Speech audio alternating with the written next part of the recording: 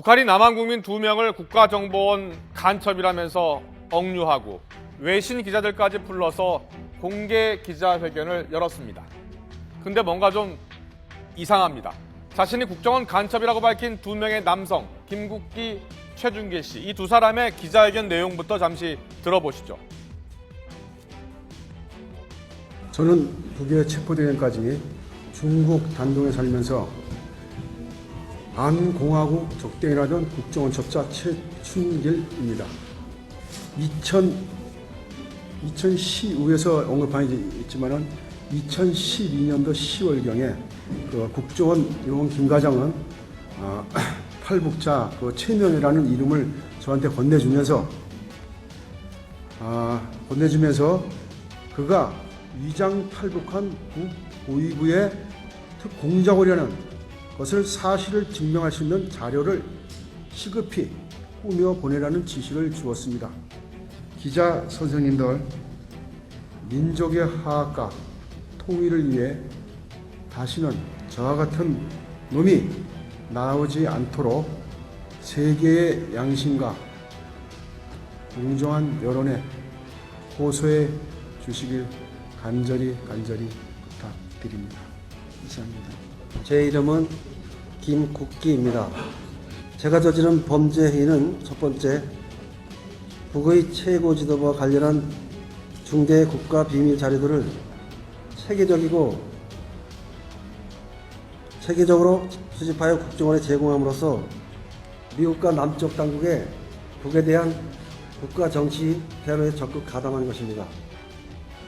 그 내용을 보면 북 최고 지도부의 세대 교체와 건강 상태, 지지 세력, 현지 시찰 경로, 지도자 교체 일정 등 다른 것이 있다면 심지어 주요 간부들의 머리칼이나 손톱, 커피잔, 담배꽁초, DNA 자료까지 수집하라는 것이었습니다. 네, 어떻게 들으셨습니까? 자신의 잘못을 너무나 세세하고 구체적으로 말을 하면서 북한에 정식으로 사죄한다고 말하기도 하고 있습니다. 왠지 누가 써준 것을 그대로 읽는 듯한 느낌을 받기도 합니다. 또 이들이 기자회견에서 발표한 내용을 보면요, 현재 남한에서 북한에 대해 알고 있는 내용을 마치 자신들이 왜곡되게 꾸며낸 것처럼 말을 하고 있습니다. 사실 북의 $2조 수집 문제는 국정원의 김 과장뿐만 아니고 국정원 요원도 저한테 수차례에 걸쳐서 구입하는 지시를 주었습니다. 나는 그 북에서 만들었다가는 그 $2조 얻어보려고 3명의 북주민과 2명의 화교들에게 과업을 주었습니다. 그러나 그들은 누구도 얻어오지 못하였습니다.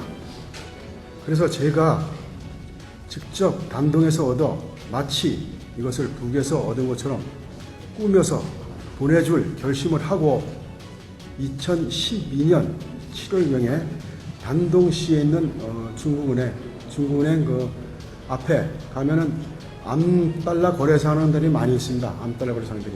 거기 가서 그 한족 남자한테 가서 그 한족 남자가 키는 1m 170 정도 됐고 나이는 한 54세 정도. 그한테 가서 주고 1대1로 막 받고 저는 그것을 중국 단동과 오가는 그 배, 정기적인 배에 일하는 그 짐꾼을 통해서 건네주었습니다. 나는 국정원의 지령에 따라 유포시킨 동영상물 중에 북 보입으로 꾸민 방 안에서 북 보입으로 가장한 사람이 탈북자를 몽둥이로 피투성이가 되도록 야만적으로 고문하는 동영상물도 있습니다. 그러나 이것을 자세히 살펴보면 완전히 날조된 것이라는 것을 확실하게 알 수 있습니다. 네, 또한 이 북한 보위부의 잔인한 실태를 자신들이 조작한 동영상이다라고 말을 하고 있습니다. 그렇다면 왜 북한은 지금 이 시점에 이런 기자회견 내용을 공개한 걸까요?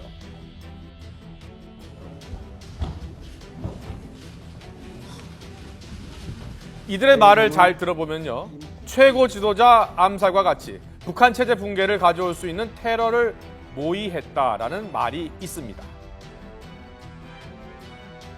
이 같은 자백을 공개한 것 역시 남한 정부가 흡수 통일을 위해 북한 체제 붕괴를 조직적으로 준비하고 있음을 보여주려는 북한의 의도가 반영된 것으로 볼 수 있을 텐데요. 또 김 씨가 국정원 지령을 받아 북한 경제와 민심 혼란을 가져오고자 위조화폐를 찍어 유포했다는 것도 같은 맥락입니다. 네, 전문가들은 북한이 남한을 최고 지도자 암살까지 추구하는 실질적인 적대 세력으로 묘사함으로써 대남 적개심을 고취하고 내부 결속을 다지려는 의지로 보인다고 분석하고 있습니다. 또 어제 천안함 5주기를 맞아 박근혜 대통령의 추모사와 최근 대북 전단 살포 중지에 따른 우리 정부의 대화 제스처로 미루어 볼 때 이번 북한의 기자회견은 남북관계 개선에 악재로 작용할 가능성이 큽니다. 제공함으로써 북한이 남한 국민의 추가 억류를 통해 대남 압박 강도를 높일 뿐 아니라 대화의 소재로 적극적으로 활용할 가능성도 적지 않습니다. 북한은 이번 기자회견에서 김국기 씨와 최충길 씨의 활동에 협력한 중국인들에게도 경고의 메시지를 보내기도 했습니다. 국가안전보위부 간부가 기자회견 직전 몇 푼의 돈 때문에 간첩질을 하는 외국 국적자들에게도 준엄한 심판을 내릴 것이라고 엄포를 놓은 겁니다. 이는 북중 접경 지역에서 국정원의 정보 수집 활동에 협력하는 중국인들을 겨냥한 발언으로 보입니다. 단둥을 비롯한 북중 접경 지역이 국정원의 주요 활동 무대가 되고 있음을 부각한 것입니다. 북한이 중국 정부에 대해 북중 접경 지역에서 남한 정보기관의 대북 정보 수집 활동을 제한할 것을 강하게 압박한 것으로 해석할 수 있는 대목입니다. 네, 국정원 간첩이라고 스스로 밝힌 이 두 사람 이외에 지금 또 한 명의 우리 국민이 북한에 억류돼 있습니다. 2013년 10월 북한에 억류된 김정욱 선교사입니다. 작년 5월 최고 지도자 암살을 모의했다는 혐의를 받지도 않은 이 김정욱 선교사는 무기노동 교화형을 선고받았습니다. 네, 김정욱 선교사가 아직도 풀려나지 않은 상황에서 억류자 2명이 추가가 돼서 정부는 이들의 무사귀환에 더욱 적극적으로 나서야 한다는 압박이 커지고 있는 상황입니다. 미루어 봐서 스스로 국정원 간첩이라고 밝힌 김국기 씨와 최충길 씨는 더 무거운 형에 처해질 가능성도 없지 않습니다. 북한이 이제 이걸 지렛대로 해가지고 우리의 대북 정책을 전환을 요구를 하고 특히 오이사 조치를 해제를 요구한다든가 아니면 대북 지원을 좀 확대 안 한다든가 이런 거 요구할 것이고 그다음에 이제 우리 입장에서는 어차피 남북 관계를 개선해야 된다 그러면 오이사 조치 해제 문제라든가 대북 지원 문제하고 그다음에 이제 이 세 사람의 석방 문제를 빅딜을 하면서 이 세 사람을 끼워가지고 넣으면은 아마 석방도 가능하지 않겠나 이런 생각이 듭니다. 네,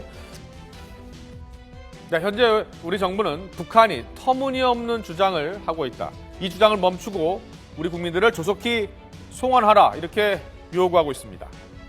또 이 부분에 대해서 국정원은 아직까지 별다른 입장을 밝히지 않고 있습니다.